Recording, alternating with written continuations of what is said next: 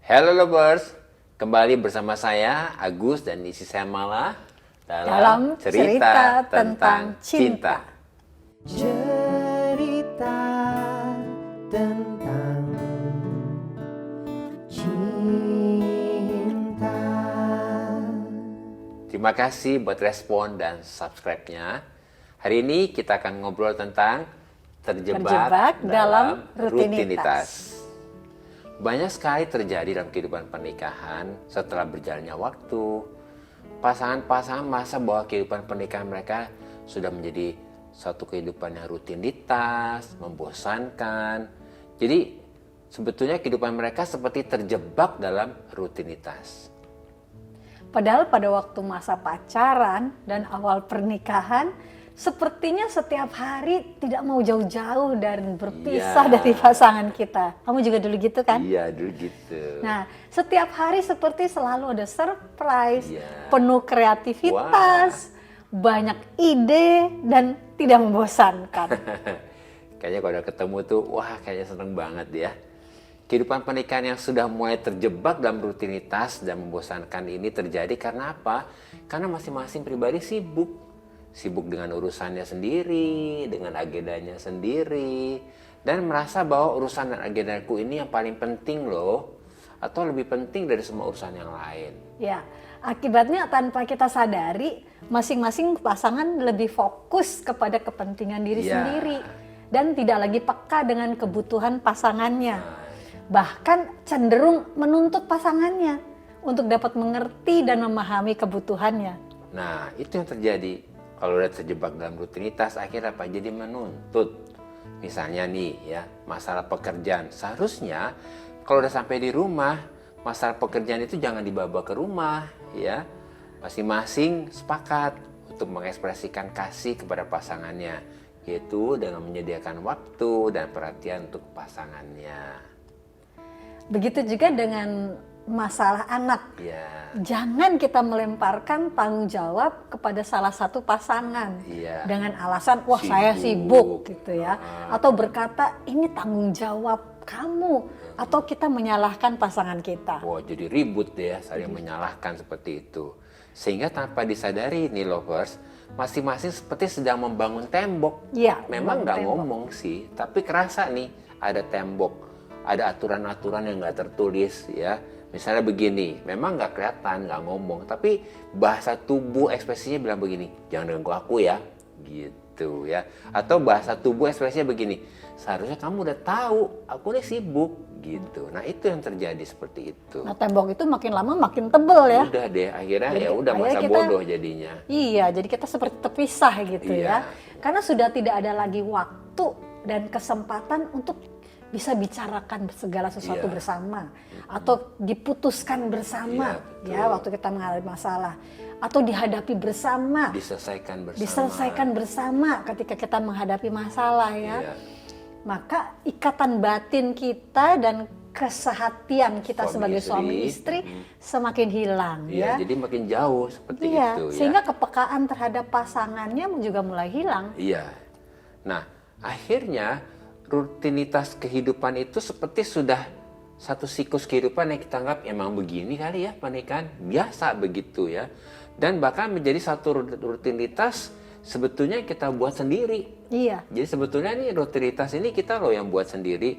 Bahkan kita menciptakan pernikahan kita menjadi terjebak dalam rutinitas itu.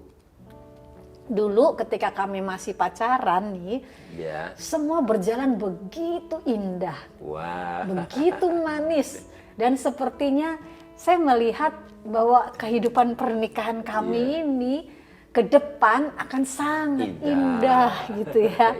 Tidak ada rutinitas dan pasti tidak membosankan. Pasti bergairah terus ya. Sebab Agus itu orangnya penuh ide ya, kamu tuh penuh ide ya, penuh ide, penuh kreativitas, tapi dulu ya. Nah, jadi kalau waktu dulu itu kami bertemu berdua, ada aja yang dibicarakan ya. Dan Agus itu dulu sering sekali memberi kamu kasih surprise ya. Kasih surprise buat saya, seperti ngajak makan berdua ya. Ada waktu berdua. Ada ngobrol berdua. Padahal ngobrol juga nggak penting-penting banget ya. Iya, kita ngobrol aja apa aja ya. Apalagi Agus kan bisa main gitar ya. Kita suka nyobain lagu baru. Iya, kita suka nyanyi lagu baru, cari lagu baru gitu ya. Wah, suasananya indah sekali, manis sekali ya. Jadi kita suka nyanyi berdua ya sayangnya. Gitu. Nah, itu yang kami alami dulu ya. Tapi nggak tahu gimana. Setelah kami menikah, perlahan-lahan semua itu yang pernah kami lakukan seperti mulai berkurang dan hilang ya. Karena saya jadi lebih fokus sama pekerjaan saya. Biasalah alasannya gini, kan cari uang buat makan anak-anak gitu alasannya. Iya. Dan saya dan Mala juga lebih fokus mengurus anak-anak, jadi seperti itu ya. Sehingga waktu kesempatan berdua sudah hilang dan semua berjalan seperti rutinitas aja. Iya, semua jadi rutinitas ya. Iya. Nah, ketika kami sudah terjebak dalam rutinitas, maka waktu dan kesempatan untuk kebersamaan kami menjadi hilang ya, sudah nggak ada lagi ya. Kami menjadi lelah. Rasanya capek banget ya. Apa ya? Lelah, kami jadi sensitif. Wah, itu benar tuh, jadi sensitif ya. Kita jadi mudah marah ya. Bahkan kami jadi saling menuntut, ya menuntut satu sama lain dan saling menyalahkan. Sehingga komunikasi dan kualitas hubungan pernikahan kami berada di titik yang rendah. Nah ya. itu nggak enak banget suasana seperti itu ya. Saya ingat banget tuh waktu itu kami coba nih keluar nih dari jebakan rutinitas ini. Gimana ya? Oh ya kita makan berdua deh gitu ya. Tapi setelah makan berdua, kami melihat bill ini pembayarannya. Terus kita lihat data berdua. Aduh ini bayarnya mahal banget ya. Mendingan uangnya buat anak-anak ya. Padahal tadi udah baru happy-happy kita makan gitu. Yang dipikirin, aduh nanti kebutuhan untuk rumah tangga, kebutuhan untuk anak-anak gitu ya. Jadi setiap kami ini keluar untuk makan berdua, kita jadi kepikiran ya. Kami jadi kepikiran, wah uangnya lebih baik buat kebutuhan anak-anak. Kita nggak sadar, padahal kebutuhan untuk kita memiliki waktu berdua itu dan santai berdua itu penting sekali. Ingat ya lovers ya, waktu bersama berdua ini penting banget ya. Ya penting sekali untuk menjaga kualitas pernikahan kita. Iya, jadi ini harus kita sadari untuk menjaga kualitas pernikahan pasangan kita ya kita masih ada waktu nih berdua makan ya seperti itu. Oke, yuk kita lihat ya firman Tuhan tentang hal ini apa nih katanya ya. 1 Yohanes 3 ayat 18, anak-anakku, marilah kita mengasihi bukan dengan perkataan atau dengan lidah, tetapi dengan perbuatan dan dalam kebenaran. Coba kita lihat di dalam versi The Passion Translation TPT ya. 1 Yohanes 3 18. Anak-anakku yang terkasih, kasih kita tidak boleh hanya teori yang tidak berwujud, yang hanya kita bicarakan, tetapi harus menjadi gaya hidup yang ditunjukkan melalui perbuatan kita yang mengasihi. Nah, melalui firman Tuhan ini kita diingatkan bahwa kasih itu bukan hanya dengan perkataan saja atau cuma omong doang. Iya, ya. cuma Tetapi ngomong doang ya. kasih itu harus disertai dengan perbuatan dan dalam kebenaran. Iya, jadi ada buktinya. Iya, gitu, artinya kasih tidak boleh hanya teori yang tidak berwujud atau tidak ada tindakan atau tidak ada buktinya. Jadi sepertinya hanya dibicarakan, hanya omong doang gitu ya. Tetapi kasih itu harus menjadi gaya hidup ya, yang ditunjukkan melalui perbuatan kita yang mengasihi. Iya. Nah, oleh karena itu coba lovers, apa sih yang dimaksud dengan mengasihi yang disertai dengan perbuatan? Apa nih kalau begitu ya? Mengasihi adalah ketika kita memberi waktu dan perhatian. Ingat ya lovers ya. Jadi mengasihi adalah ketika kita memberi waktu dan perhatian. Artinya kita memberi waktu dengan kehadiran kita yang benar-benar dapat dirasakan 100% oleh pasangan kita dan keluarga kita ya. Banyak orang bilang, saya udah beri waktu kok, tetapi kehadirannya nggak dirasakan 100%. Iya. Karena sering terima telepon, iya sih ada kelihatan berdua, tapi fokusnya terima telepon, jawab WA, lihat HP. Memang kelihatannya ada berdua, tapi kehadirannya tidak hadir di mana ada di tempat pasangan kita berdua ini ada. Jadi orangnya ada kelihatan, tapi pikirannya nggak di tempat di mana dia hadir dan bersama dengan pasangannya atau keluarganya. Iya. Nah, begitu juga dengan memberi perhatian. Ketika kita sedang bersama dengan pasangan kita atau keluarga kita, perhatian kita tidak 100% ya kepada pasangan kita atau keluarga kita. Tetapi perhatian kita lebih banyak kepada hal-hal yang lain. Atau yang tidak ada hubungannya dengan pasangan kita atau keluarga kita. Ya, jadi kualitas waktu dan perhatian yang diberikan tidak dapat dirasakan sebagai manifestasi perbuatan atau tindakan kasih yang sedang diberikan kepada pasangan kita atau keluarga kita. Ya, jadi kita seperti merasa nggak kerasa kasihnya gitu ya. Sepertinya mana buktinya gitu, nggak bisa dirasakan ya. Karena kita memberi waktu dan perhatiannya setengah hati.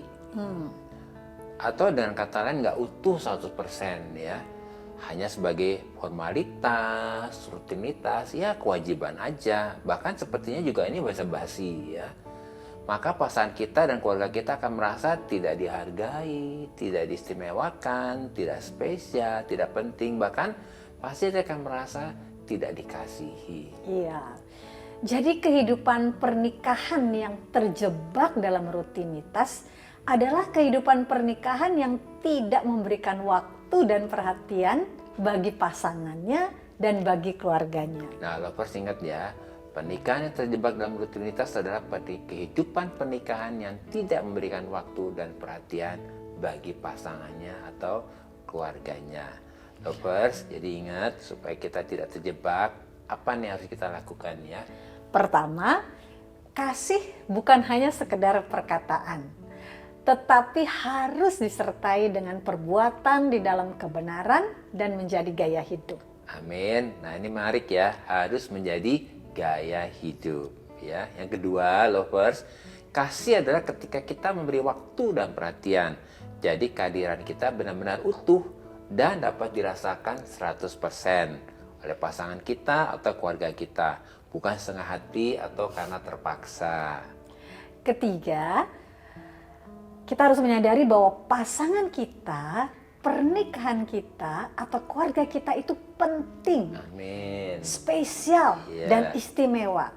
Karena apa? Karena mereka adalah pribadi-pribadi yang spesial, yang diberikan Tuhan untuk menjadi teman hidup kita bersama dengan Tuhan. Amin. Oke lovers, mungkin kondisi pernikahanmu sepertinya, kayaknya lagi terjebak deh sama rutinitas. Sepertinya kehidupan pernikahan kita tuh nggak bisa keluar dari rutinitas ini. Yuk kita datang kepada Tuhan ya, kita mau berdoa. Mari kita bawa pernikahan kita. Bapa, kami bersyukur buat pernikahan kami, pasangan kami dan keluarga kami. Oleh anugerah Tuhan, kami dimampukan untuk dapat mengekspresikan kasih dengan memberi waktu dan perhatian yang penuh kepada pasangan kami dan keluarga kami. Sehingga oleh anugerah Tuhan kami dimampukan untuk tidak terjebak dalam rutinitas dalam kehidupan pernikahan kami. Maka kehidupan pernikahan kami menjadi indah, manis, tidak membosankan dan memuliakan Tuhan.